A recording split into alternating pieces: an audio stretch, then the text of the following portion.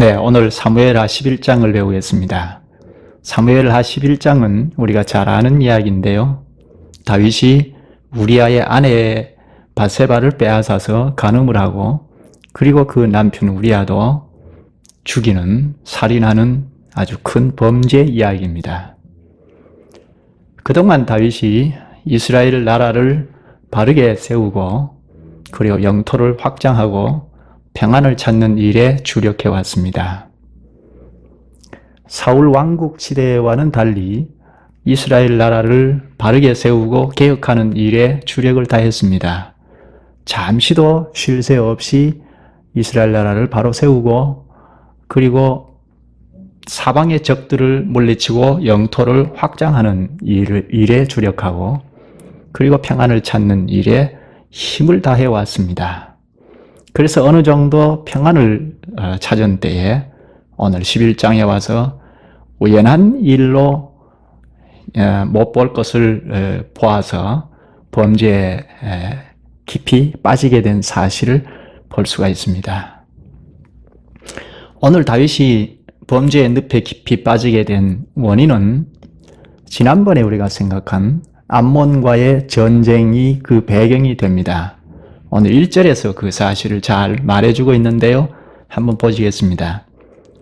해가 돌아와서 왕들의 출전할 때가 되매 다윗이 요압과 그 신복과 온 이스라엘 군대를 보내니 저희가 암몬 자손을 멸하고 랍바를 에워쌌고 다윗은 예루살렘에 그대로 있으니라. 여기 해가 돌아와서 왕들이 출전할 때가 되매 하죠. 해가 돌아왔을 때란 유대 달력으로 새해 1월인데 아비벌을 말하는데요. 우리나라 달력으로 3, 4월경 됩니다.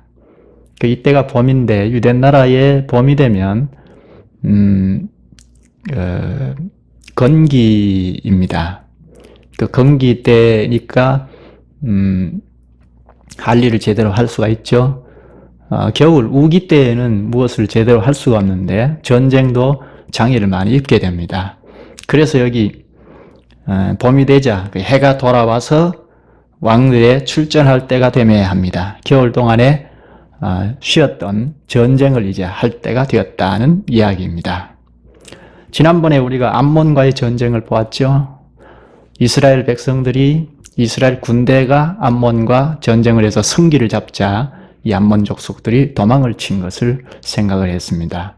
아마 계절상 우기 때여서 장애를 입어서 암몬 족속들을 완전히 물리치지 못한 것도 한 원인이 될 수 있습니다. 여기 해가 돌아와서 왕들의 출전할 때가 되매 다윗이 요압과 그 신복과 온 이스라엘 군대를 보내니 다시 전쟁을 시작하죠. 저희가 암몬 자손을 멸하고 랍바를 에워쌌고 여기 암몬 자손을 멸하고 랍바를 에워쌌다고 합니다. 여기 랍바는 암몬 족속의 수도입니다. 그 지난번에 보았듯이 이스라엘 나라에서 요단강 건너 동편 북쪽으로 있죠. 북쪽에 암몬 족속이 자리하고 있는데요. 그 암몬의 수도 랍바를 에워쌌다고 합니다.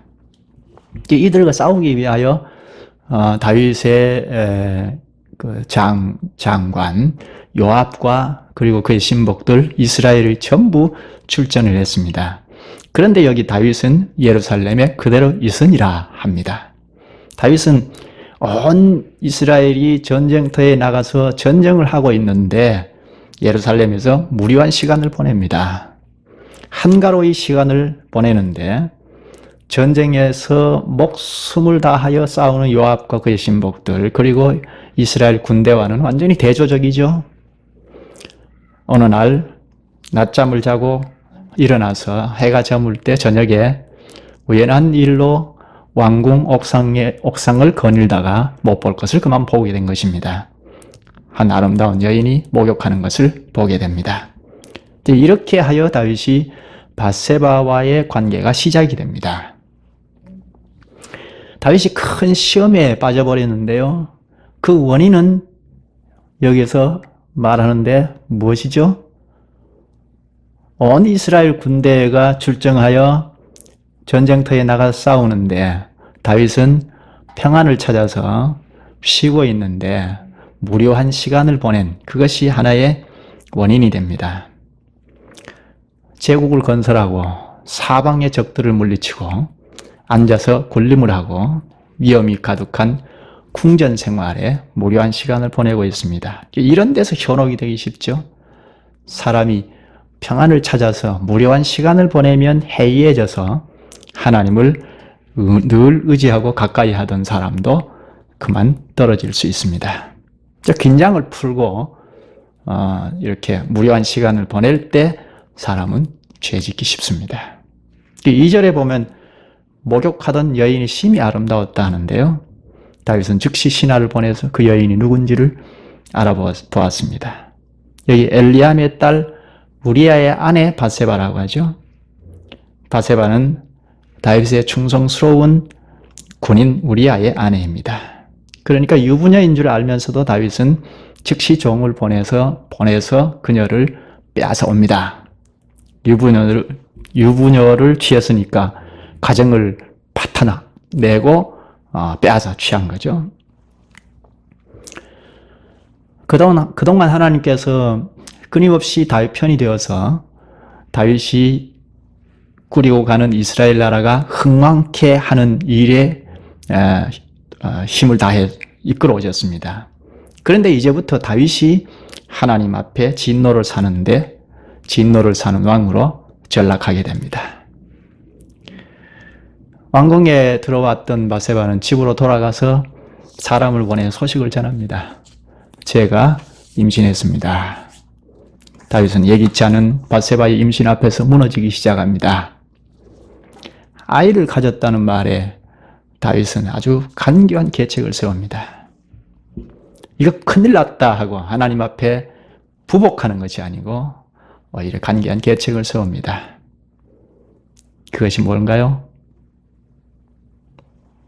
전쟁터에서 한참 전쟁을 하고 있는 바세바의 아내 우리아를 소환합니다. 6절에서 8절에 보면 다윗이 요압에게 기별하여 햇사람 우리아를 내게 보내라 하매 요압이 우리아를 다윗에게로 보내니, 즉 군대 장관 요압이 다윗의 그 소환 명령을 받들어서 우리아를 보내죠. 우리아가 다윗에게 이르매 다윗이 요압의 안부와 군사의 안부와 싸움이 어떠한 것을 묻고 저가 또 우리아에게 이르되 내 집으로 내려가서 발을 씻으라 하니 우리아가 왕궁에서 나가매 왕의 식물을 뒤따라 가니라. 다윗이 형식적인 안부와 전황을 물은 다음에 우리아에게 집에 가서 쉬어라 합니다. 우리아에게 집에 가서 쉬어라 하는 이 말은 우리아가 집에 들어가서 바세바와 잠자리를 같이 하여 그 아이를 가진 아이를 우리아의 아이로 덮어 씌우고 은폐하려는 것입니다. 아주 간교한 계책이죠. 죄를 짓는 것도 나쁘지만 죄를 지은 이후에 합리화하거나 은폐하려는 것은 더 큰 잘못이죠. 우리아의 대처를 보죠. 9절에 그러나 우리아는 집으로 내려가지 아니하고 왕궁문에서 그 주의 신복들로 더불어 잔지라.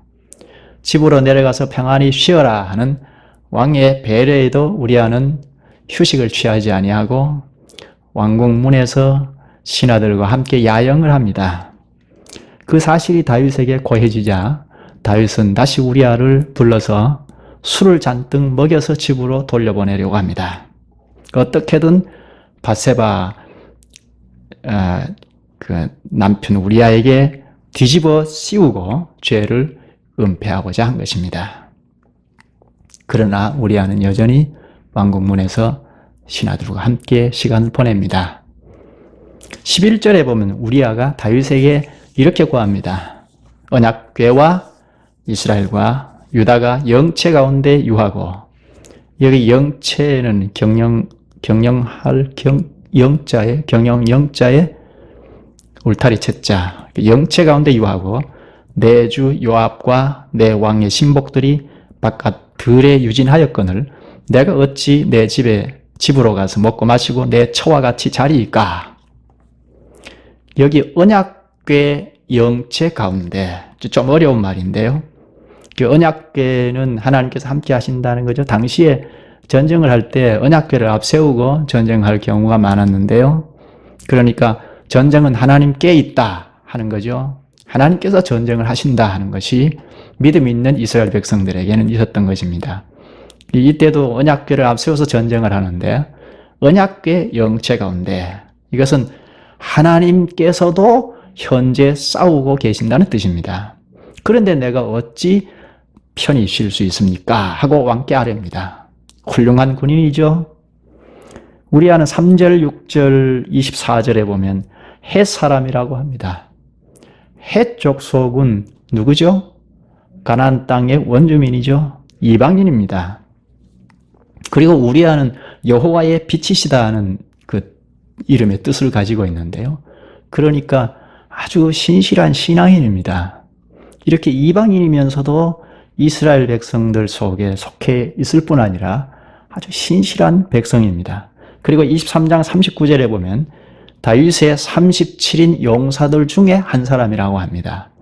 그러니까 이방인이면서 여호와를 철저히 믿는 신앙인이요. 그리고 다윗의 신실한 용사 중에 하나라. 이 사실을 다윗이 알았다면 가책을 느껴서 가슴을 치고 회개했어야 옳죠. 그러나 다윗은 이 이방인 신하보다 못합니다. 아주 심각한 죄의 노예가 되어 있습니다. 다윗은 전쟁터로 돌아가는 우리아 편에 편지를 들려서 요압에게 건네줍니다. 그 내용이 14, 15절입니다.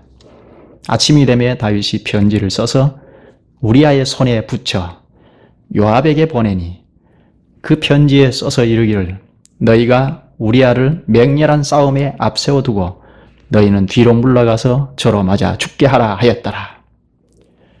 그러니까 1차 죄를 은폐하고 뒤집어 씌우려고 하는 것이 실패되자 전쟁터로 돌아가는 우리아에게 이런 편지를 써보냅니다. 우리아를 맹렬한 싸움에 앞세워두고 너희는 뒤로 물러가서 저로 맞아 죽게 하라. 최전방에 우리아를 세워두고 너희들은 뒤로 빠져라. 그래서 적들의 손에 죽게 하라. 이 편지 내용을 우리아 손에 들려서 보내서 요압에게 보냅니다. 우리아는 이 사실을 감쪽같이 모르고 있죠. 전혀 모릅니다. 꿈에도 생각 못했을 것입니다. 이렇게 다윗은 죄의 노예가 되어서 더욱 깊은 나락으로 떨어지고 있음을 보여줍니다.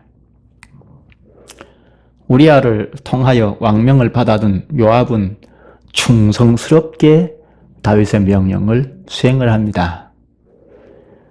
군인은 상관에게 오직 충성이다지만 그것은 세상 나라의 군인이고 여기는 하나님 나라 백성들 아닙니까? 하나님 나라 군인들입니다.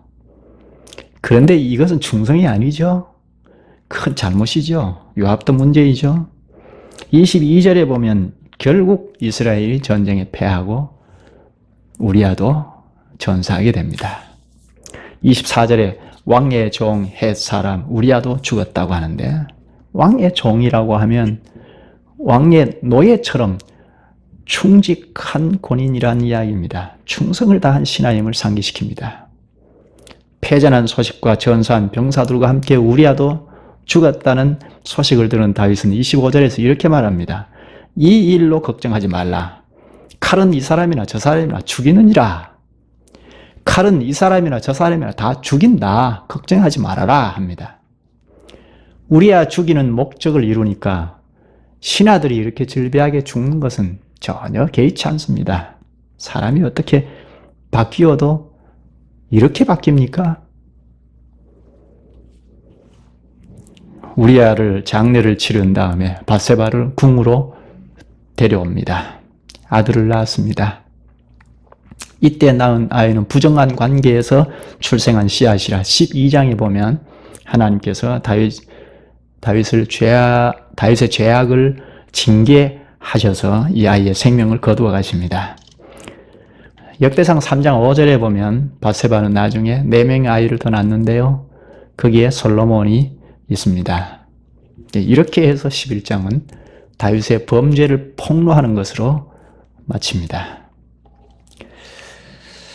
그런데 우리가 여기서 하나 생각하고 넘어가야 할 것이 있습니다. 우리는 지금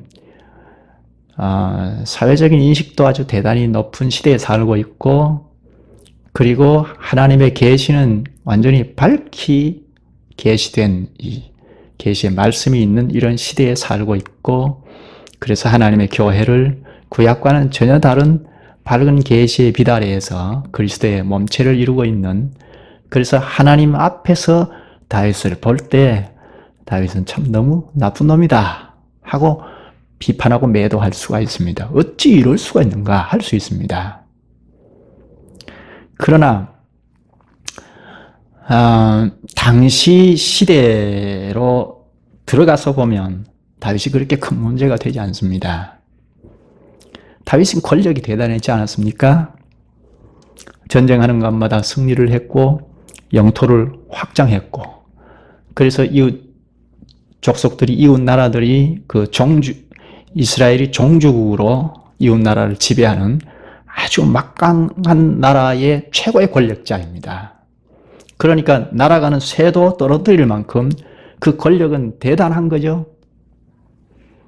그러므로 우리아를 전쟁터로 내보내서 죽게 한 것이 그렇게 큰 문제가 되지 않습니다. 오늘처럼 인권이 높은 시대에서 보니까 큰 잘못이라고 하지, 당시로 보면 전쟁터에 가서 사람이 죽는 것은 예산일입니다. 나라를 위하여 장렬하게 전사한 것으로 생각하면 얼마든지 문제가 되지 않죠? 그것 때문에 문제를 삼았다는 기록이 없습니다. 또 그런 데서 우리아의 아내 밧세바를 궁으로 데려왔다는 것도 큰 문제가 안 됩니다. 오늘날에는 여러 명의 아내를 데리고 산다고 하면 우스운 일이지만 당시에는 아무런 문제가 되지 않습니다. 밧세바를 데리고 왕궁에 들락거렸는데 그것 가지고 누가 말한다거나 뒤에 숨어서 소문을 퍼뜨리거나 뒷공론을 하거나 한 것 같지는 않습니다. 일부 다처제가 조금 더 부끄럽지 않은 시대이기 때문입니다. 그만큼 왕궁뿐만 아니라 일반 사회에서도 일부 다처가 떳떳했지 부끄럽게 가만히 숨어서 한 게 아닙니다. 또 오늘처럼 특히 하나님의 계시가 밝은 시대가 아니므로 이스라엘 나라 안에서도 당시에 이방인들이 하는 일부 다처를 꾸리는 것이나 또 전쟁터에 나가서 사람을 죽게 하는 일, 이런 것이 그렇게 문제가 되지 않습니다. 그런 시대에 살아가는 다윗도 그 시대 상황을 벗어나지 못했다는 것입니다. 사람이 자기 시대를 벗어나서 생각하거나 행동한다는 것은 쉽지 않죠. 다윗도 당시의 시대의 상황을 조금 더 벗어나지 못했습니다. 그러니까 큰 문제라고 당시 상황에 들어가서 생각하면 큰 문제가 되겠는가 할 수 있습니다. 그런데 여기 성경에 27절에 기록하기를 하나님 보시기에 다윗의 하는 짓이 악하였더라 합니다. 하나님 앞에서 생각하니까 하나님의 율법이 있죠. 율법의 말씀에 비추어 보면 다윗은 간음죄, 죄의 살인죄, 또 아내를 빼앗은 그 8계명을 어긴 죄이므로 큰 죄이죠. 그래서 율법에 비추면 돌로 쳐 죽임을 당합니다. 그 다윗 자신도 이런 점을, 율법을 가까이 한 사람이니까 상식적으로도 율법을 떠올리지 않겠습니까?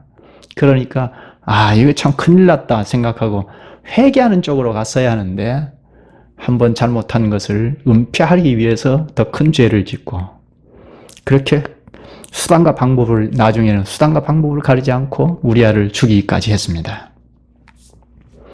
신앙으로 생각했으면 그 자리에서 하나님 앞에 큰일 났습니다 하고 자기 죄를 드러내고 회개하는 것이 옳을 텐데, 오히려 그 죄인 줄 알고도 밧세바를 취하고 거기에서 또 중단하지 아니하고 더 발전시키고 또 은폐하려고 또 큰 죄를 깊이 빠지고, 이렇게 큰 잘못에 빠진 것입니다.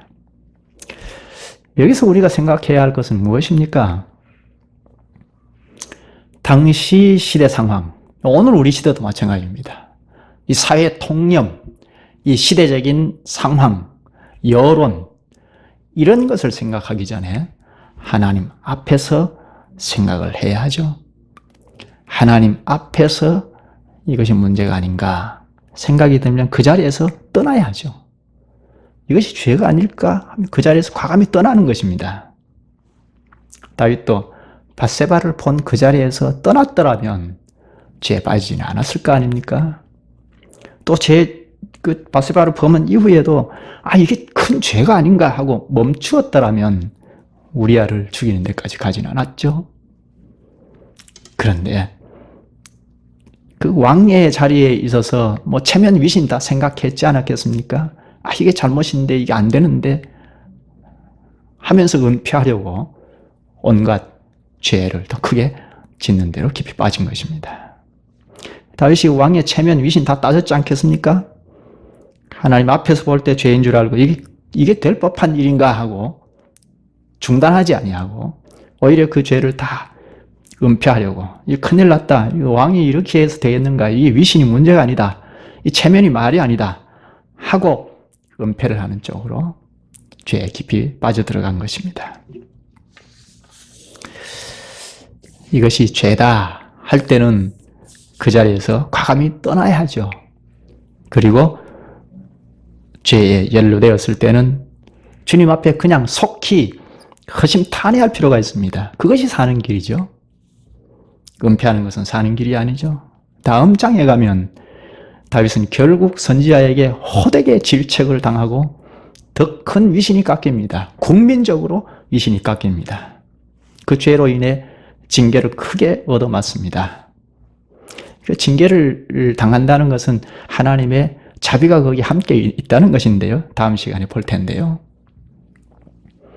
아무튼 호미로 막을 것을 가래로도 못 막는다는 속담처럼 작은 죄를 볼 때 과감히 거기서 떠나야 하는데 그렇지 못했던 것, 그리고 한번 죄에 빠졌을 때 그 자리에서라도 하나님 앞에 두려운 생각을 가지고 빠져나와야 하는데 그렇지 않았다는 것, 이게 다윗을 두고두고 안타까이 생각할 수 있는 문제이죠.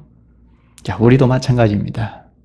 어떤 상황에 빠졌을 때 거기에서 과감히 하나님 앞에 다 폭로하고 죽었다 하고 자세를 취하는 것이 옳죠. 내 스스로 그래야죠. 누가 이걸 폭로해 주기 전에 내 스스로 폭로하는 것이 옳죠.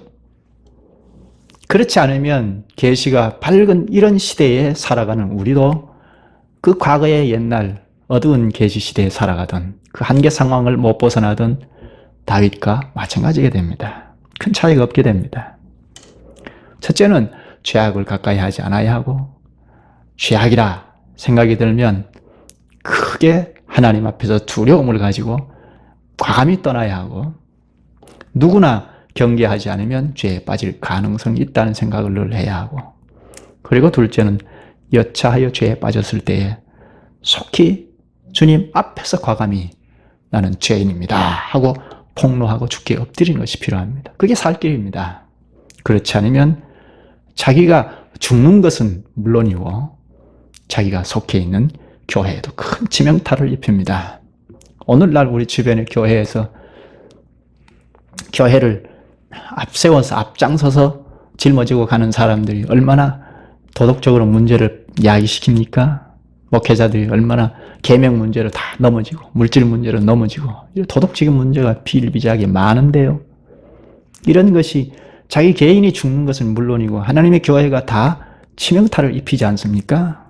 이런 점이 오늘 우리에게 큰 교훈을 줍니다. 다윗의 범죄는 국가적인 손해입니다. 더 큰 죄의 늪에 깊이 빠져서 이스라엘 나라에 큰 치명타를 입혀버립니다. 오늘 두 가지 꼭 생각해야 할 필요가 있습니다. 누구나 예외 없이 죄에 빠짐을 알고 늘 경계를 늦추지 않아야 하겠다는 것입니다. 그리고 둘째로 작은 죄라도 연루됐다면 그 자리에서 즉시 회개하는 것이 필요합니다. 오늘 우리에게 큰 교훈을 주는 것이 이것입니다. 기도하시죠.